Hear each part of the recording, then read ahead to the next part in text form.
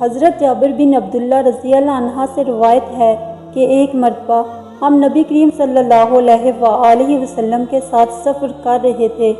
آرام کی گرد سے حضور نبی کریم صلی اللہ علیہ وآلہ وسلم ایک کھجور کے سائے میں بیٹھے تو اچانک ایک کالا سانپ آپ صلی اللہ علیہ وآلہ وسلم کے پاس پہنچ کر اپنا منہ آپ صلی اللہ علیہ وآلہ وسلم کے کان کے قریب لے گیا۔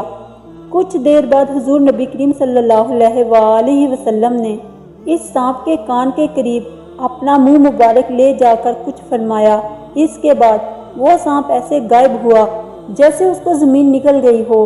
ہم نے عرض کیا، یا رسول صلی اللہ علیہ وآلہ وسلم، ہم اس سانپ کو آپ صلی اللہ علیہ وآلہ وسلم کے قریب دیکھ کر ڈر گئے تھے۔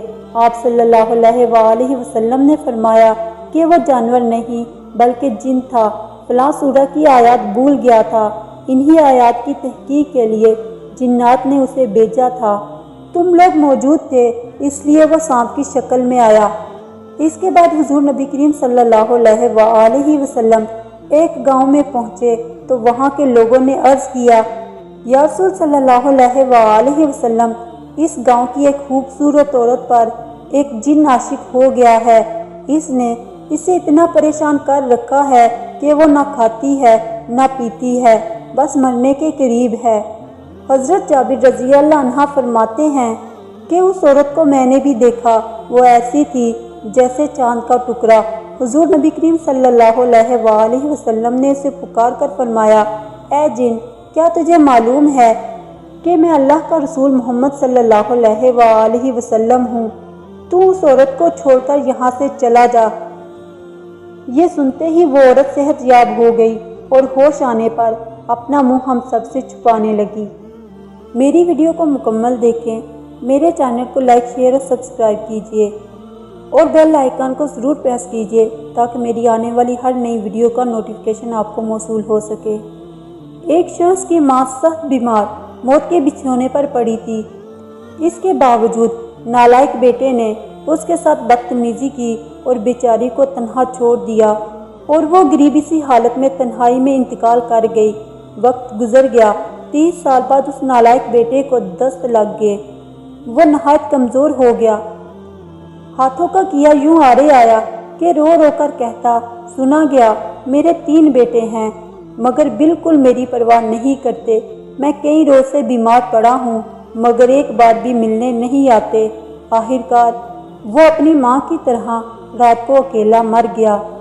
صبح محلے والوں نے دیکھا کہ اکیلی لاش پر چیونٹیاں اکٹھی ہو چکی ہیں اور اس کو کھا رہی تھیں۔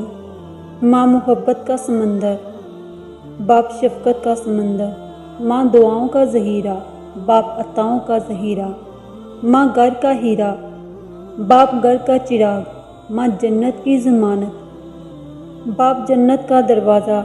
اللہ تعالیٰ ماں باپ کا سایہ قائم و دائم رکھے، آمین یا رب العالمین۔ ایک بزرگ جا رہے تھے کہ کچھ بچے آپس میں بحث کر رہے تھے۔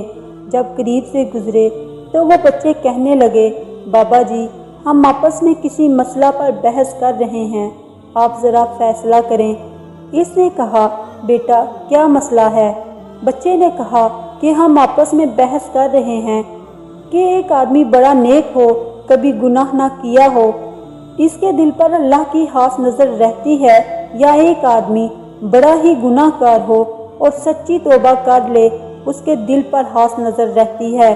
وہ بزرگ فرمانے لگے، بیٹا میں عالم تو نہیں ہوں، تاہم ایک بات میرے تجربے میں آئی ہے کہ میں کپڑا بنتا ہوں، کھڈی چلاتا ہوں، دھاگے ہوتے ہیں، میرے تجربے میں بات آئی ہے کہ جو دھاگا ٹوٹ جاتا ہے میں اسے گرہ لگاتا ہوں، اس کے بعد اس پر خاص نظر رکھتا ہوں کہ دوبارہ ٹوٹ نہ جائے۔ ممکن ہے جو بندہ شیطان کے راستے کو چھوڑ کر سچی توبہ کر لے، اللہ سے اپنی گرہ باندھ لے، لیکن ممکن ہے اس کے دل پر اللہ کی خاص نظر رہتی ہو کہ یہ بندہ دوبارہ نہ ٹوٹ جائے۔